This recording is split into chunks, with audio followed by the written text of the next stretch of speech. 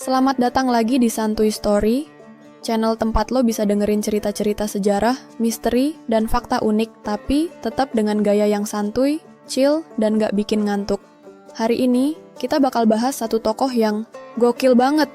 Kalau biasanya lo denger bajak laut tuh identik sama barat, kayak Blackbeard, Jack Sparrow, atau kru One Piece, hari ini gue kenalin ke lo. Seorang bajak laut muslim yang nyata dan ditakuti seluruh Eropa. Namanya Barbarossa Hayreddin. Tapi tunggu, kita tarik dulu ke awal. Kisah ini dimulai dari dua bersaudara, Aruj dan Khider, anak dari keluarga muslim keturunan Turki di Pulau Lesbos. Ayah mereka adalah prajurit Sipahi, dan sejak kecil mereka udah terbiasa hidup dekat laut. Gak aneh kalau mereka tumbuh jadi pelaut.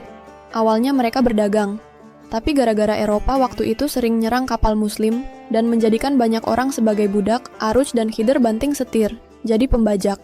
Tapi bukan bajak-bajak iseng ya, ini bajak dengan misi mulia. Mereka nyerang kapal-kapal Kristen yang ngebawa budak, ngebebasin tawanan, dan ngebagiin hasil rampasan ke rakyat yang tertindas. Robin Hood versi laut cuy! Sayangnya, di satu pertempuran brutal, Aruj tewas. Dan dari situ, Khider naik jadi pemimpin armada. Dia dapat julukan Barbarossa dari bangsa Eropa yang gemeteran tiap ngeliat jenggot merahnya dan taktik perangnya. Karena jago banget, dia nggak cuma dianggap bajak laut biasa. Kekhalifahan Utsmaniyah alias Ottoman Empire ngajak dia kerjasama. Dikasih gelar Hayreddin yang artinya kebaikan dari agama. Dan gak tanggung-tanggung, dia dijadiin Kapudan Pasha alias Laksamana tertinggi Angkatan Laut Ottoman. Bro, dari bajak laut, langsung jadi jenderal laut resmi negara. Gila gak tuh? Nah, momen paling epik dari kisah Barbarossa terjadi di tahun 1938 di pertempuran Laut Preveza. Bayangin, dia harus ngelawan koalisi besar Eropa. Spanyol, Portugal, Paus Roma, Genoa. Pokoknya semua gabungan kekuatan laut Kristen. Jumlah armada Barbarossa jauh lebih kecil. Tapi dia pinter banget, manfaatin angin, arus laut, bahkan bayangan matahari buat mengecoh musuh. Hasilnya, pasukan Eropa KO total. Eropa kapok, gak berani main-main di Laut Mediterania selama puluhan tahun setelah itu. Tapi bro, kisah Barbarossa gak cuma soal perang. Dia dikenal juga sebagai pelindung umat Islam di Andalusia, Spanyol sekarang, yang dikejar-kejar pasukan Kristen. Waktu ribuan muslim diusir dari rumah mereka, Barbarossa kirim armada laut buat nyelamatin mereka dan bawa ke wilayah aman. Dia juga pelindung jalur dagang umat muslim, bikin laut jadi aman buat kapal dagang. Kalau ada yang coba ganggu, ya siap-siap dikejar jenggot merah. Oh iya, BTW, Barbarossa tuh juga dikenal stylish loh.